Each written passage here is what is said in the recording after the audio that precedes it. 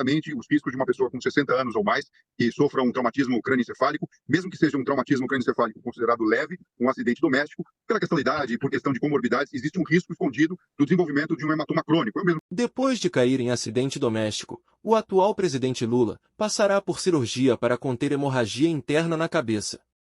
Sejam muito bem-vindos ao canal Porquê News. Deixe o seu like e se inscreva no canal para mais notícias. Segundo o boletim médico do Hospital Sírio-Libanês, o presidente fará complementação de cirurgia com procedimento endovascular, embolização de artéria meningea média. Tem algumas pessoas perguntando aqui, que o médico agora no final estava explicando a localização exata, né? E o presidente Lula bateu a cabeça aqui atrás, onde foi o corte dele. E aí ele disse que o hematoma, o sangue, se acumulou na frente.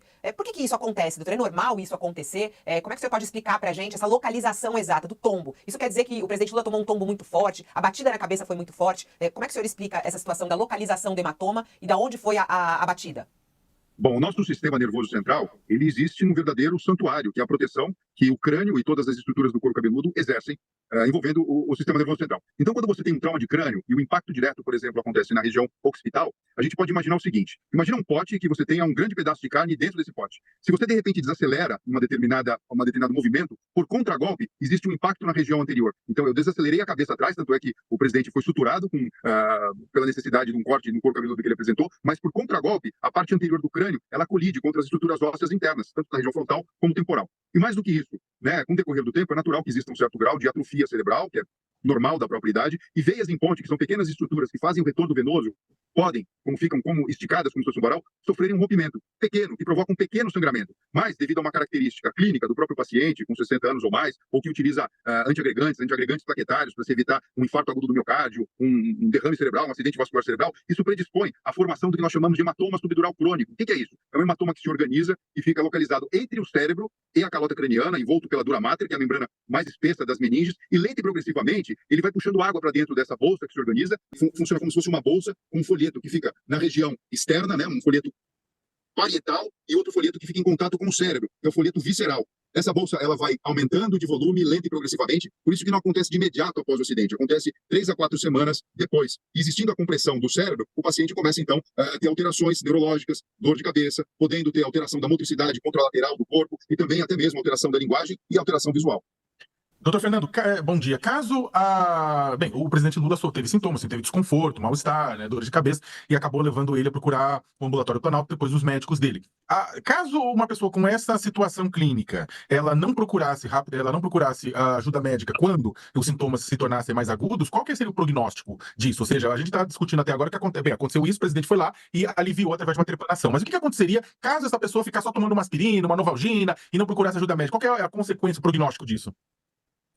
Bom, você falou uma coisa que muito preocupa, Leonardo. Por exemplo, a pessoa tomou um ácido acetilsalicílico, aspirina, que é um medicamento que tem, sim, propriedades analgésicas, mas predispõe à não aderência adequada das plaquetas. Então, na verdade, você colocaria o indivíduo numa situação de até mais risco, na verdade, porque ele poderia, de alguma maneira, ter um sangramento adicional.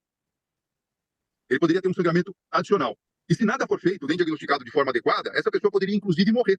Porque tudo se passa como se o indivíduo tivesse um AVC, um acidente vascular encefálico, e lenta e progressivamente a pressão intracraniana aumenta, podendo provocar distorção do parênquima cerebral, compressão de estruturas neurais importantes relacionadas com a respiração, com os batimentos cardíacos, induzindo o indivíduo ao coma e à morte se não for diagnosticado e tratado adequadamente. Agora, doutor Fernando, na entrevista que o senhor nos concedeu aqui há quase 2 meses, quando o presidente sofreu a queda no banheiro do Alvorada, o senhor disse que um problema como esse deveria ter um acompanhamento por arrastados 6 meses, que seria uma coisa que inspiraria cuidados por longo prazo. Nós tivemos agora essa intercorrência que levou à cirurgia do presidente. Isso pode voltar a acontecer? Porque, pelo que se compreendeu, não foi retirada a bolsa, né? A bolsa permanece lá, foi drenado o sangue, né? Isso pode voltar a ocorrer? Existe sim a possibilidade de recidiva do hematoma, desenvolvimento de hematoma contralateral. Naturalmente, esse hematoma é retirado e quando você faz toda a limpeza desse conteúdo hemático, você predispõe uma cicatrização e a formação de fibrose. Então, a chance disso acontecer não é maior do que a chance de resolução do quadro. Mas, além da questão do hematoma e reformação do hematoma, e por isso que precisamos ficar atento e fazer um segmento de perto com o senhor presidente, existe a possibilidade de desenvolvimento de um outro comprometimento do sistema nervoso central frente a um traumatismo crânioencefálico leve que pode acontecer de 3 a 6 meses depois. Eu me refiro aqui ao advento da hidrocefalia depressão normal, secundária a um traumatismo crânioencefálico. Sobretudo ele que apresentou um hematoma subdural drenado e também também necessitou uma neurocirurgia. E aí a conversa é outra. Existe um acúmulo de líquido dentro dos ventrículos cerebrais, uma compressão de dentro para fora no parênquima, o que pode levar a pessoa a ficar confusa, com alteração cognitiva, incontinência urinária e apraxia de marcha. E aí sim demanda um diagnóstico preciso e um tratamento adequado, até mesmo, se necessário for, a colocação de uma prótese, uma válvula, que tira o excesso de líquido da cabeça e drena para a barriga. Tomara que isso não aconteça com o senhor presidente, mas ele representa, na verdade, uma pessoa com um fator de risco frente ao traumatismo crânioencefálico que teve, de apresentar essa complicação mais tardia ainda. E o que seria necessário fazer para que o presidente não tivesse esta complicação a que o senhor se refere? Se pudesse repetir o nome, seria ótimo. Hidrocefalia de pressão normal secundária ao traumatismo crânioencefálico. Na verdade, assim, ele já teve o primeiro atendimento, já foi diagnosticado hematoma e drenado, agora tudo depende de como ele responde do ponto de vista biomecânico do cérebro. Não existe um tratamento preventivo ou profilático a partir do momento que o trauma já aconteceu e o sangramento já aconteceu. Na verdade, a gente precisa torcer para que isso não aconteça e, se infelizmente acontecer, que seja prontamente diagnosticado e tratado. Essa é a minha área de atuação. Eu sou professor livre-docente na Universidade de São Paulo e eu estudo a hidrocefalia de pressão normal. A primeira descrição dessa doença foi feita na década de 60 por um neurocirurgião colombiano chamado Salomón Hakim. E, inclusive, um dos casos que ele descreveu foi de um indivíduo que teve um trauma de crânio, evoluiu com uma dilatação ventricular e só melhorou depois que foi submetido a uma válvula de derivação ventricular interna. Sintoma. Como é que a pessoa sabe que pode estar sofrendo essa hidrocefalia de pressão normal? Dificuldade para andar, vamos isso de apraxia de marcha. Os pés quase que ficam colados e é difícil de iniciar o movimento, apesar da pessoa ter força motora normal nas pernas. Incontinência urinária. Então, primeiro começa uma urgência miccional, uma necessidade de ir rapidamente para o banheiro e uma inabilidade de esvaziar isso por completo. E muito se confunde com um indivíduo que tem problema de próstata ou uma mulher que foi mãe várias vezes, múltipla, e tem ali uma insuficiência do assoalho pélvico. E também alteração cognitiva, problema de memória, problema de atenção, que pode ser confundido, inclusive, com Alzheimer. Por isso que, no frigir dos ovos, essa alteração, ela muito se assemelha com o próprio processo de envelhecimento. E por isso que a gente precisa ficar atento, porque não é envelhecimento normal, tem diagnóstico preciso, e uma vez que é estabelecido o tratamento, a pessoa pode recuperar até as suas funções normais para executar as suas tarefas no dia a dia. Muito importante isso que o doutor Fernando está falando, algumas consequências que podem vir. A gente estava ouvindo a equipe médica e eles falaram ali que não há sequelas. Isso que o senhor está falando pode ser uma sequela ou não? Isso pode ser um pós do que aconteceu com ele agora do hematoma. Como é que o senhor analisa essa situação das sequelas que o presidente pode ter? Olha, tudo depende da nota de corte que a gente coloca. Se você faz uma avaliação neuropsicológica minuciosa antes e depois de cada evento, você tem, na verdade, um olhar muito mais preciso das habilidades cognitivas de qualquer pessoa. Agora, se você só for olhar para a tomografia do paciente e conversar com ele, perguntar o nome e fazer meia dúzia de perguntas, é lógico que o paciente não vai ter alteração nenhuma. Então, tudo depende da régua que você coloca em termos de sequela. Porque você imagina, o cérebro ele não foi feito para sofrer pancadas e a cabeça não foi feita para ser operada. Então, apesar de tudo correr bem, frente à própria fragilidade que a idade se impõe, é de se esperar que alguma alteração sequelar possa existir. Não que venha a comprometer o presidente no seu dia a dia e nas suas decisões, mas olhando de uma forma mais pormenorizada, através de uma avaliação neuropsicológica, alterações relacionadas com memória, com raciocínio lógico, abstrato, criatividade e até mesmo tomada de decisões, podem sim ter influência. E a única maneira de saber isso é fazer uma avaliação neuropsicológica prévia e após cada evento. Obviamente, é passível de reabilitação, mas é importante a gente dizer que não podemos dizer grosseiramente, olha, não tem sequela, está mexendo os 4 membros, está normal. Mas qual que é a qualidade desse movimento? Qual que é a qualidade do pensamento? Qual que é a qualidade do raciocínio estratégico e lógico? Doutor, considerando que o presidente ele é obrigado, até pela natureza do cargo, a fazer diversas viagens de avião, e considerando que uma viagem de avião representa uma mudança brusca de pressão, né? Essa mudança brusca de pressão ocorrida principalmente e uma constância de viagens internacionais afeta esse quadro ou isso não tem nenhuma, não vai ter nenhuma relação? Ou seja, esse tipo de atividade da natureza do presidente afeta na formação, pode afetar na formação, pode ocorrer, pode contribuir com essas hemorragias que causam esse hematoma ou não há uma relação? Na verdade, não tem uma relação, porque quando uma pessoa entra numa cabine de avião, ela é submetida a alterações pressóricas pela própria característica da cabine de uma forma homogênea por todo o corpo. E a oferta do oxigênio continua sendo igual. Então, assim, isso não provoca alteração ou risco adicional em relação a isso.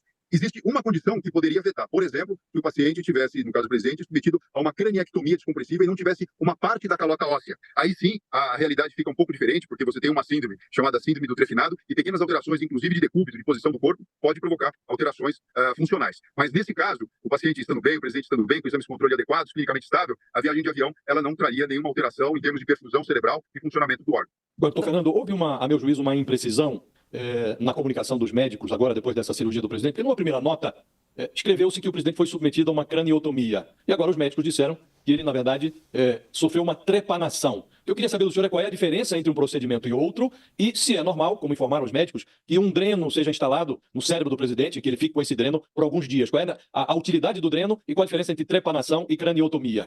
A trepanação é o termo que nós utilizamos para a realização de um orifício no crânio, no osso, colocando em comunicação tudo que a gente tem do couro cabeludo para fora com o meio interno, sendo que no fundo da abertura do osso nós temos uma membrana que reveste o sistema nervoso central, chamada dura mater. Isso é trepanação. Quando eu falo craniotomia, significa que além de uma abertura no osso, eu retiro um fragmento do osso, faço o procedimento cirúrgico e depois devolvo esse osso. Ou eu faço uma cranioplastia, coloco, por exemplo, uma tela de titânio, coloco um cimento ósseo para garantir que esse fechamento venha a acontecer. Para drenagem de hematoma subdural crônico intracraniano, muitas vezes o que nós realizamos como técnica é uma trepanação com a abertura do osso, abre-se a dura mater e cai direto dentro do hematoma. É feita a lavagem, drenagem desse hematoma e depois, porque existe o risco de reformação do hematoma a curto prazo, é deixado um dreno tubular que fica dentro desse espaço e ele sai para fora com um sistema fechado para uma bolsa coletora. De maneira que nas primeiras horas, ou até mesmo 1, 2 dias, esse sangue, em vez de ficar represado dentro da caixa craniana, ele então é direcionado para dentro dessa bolsa, facilitando o processo de evolução do indivíduo. Então é normal, isso pode acontecer e a colocação do dreno, ela propicia uma melhor retirada de todo o hematoma, que você removeu cirurgicamente durante o ato operatório e que pode se formar instantes depois devido à sua própria manipulação. Para lidar com essa situação, pode ser necessário realizar um novo tratamento por cateterismo para fechar esses vasinhos, pontua a neurologista. O cateterismo é um procedimento minimamente invasivo que envolve inserir cateteres por vasos sanguíneos. Com o auxílio de exames de imagem, esses fios são guiados até o local onde está ocorrendo o vazamento, para interromper de vez a perda de sangue. Essa diferença, Josias, muito boa pergunta, porque eles explicaram isso lá na coletiva. A recuperação é mais rápida da trepanação? Pode-se dizer que é uma cirurgia mais simples ou não?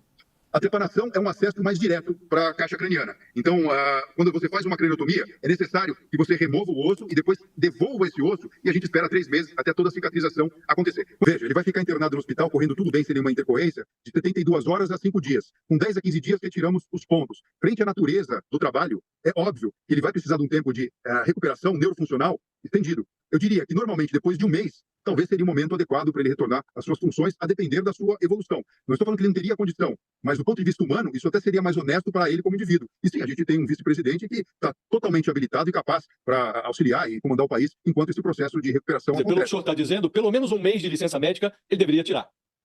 Eu aconselho isso. Deixe nos comentários o que acha desta situação. Deixe o seu like e se inscreva no canal para mais notícias e até o próximo vídeo.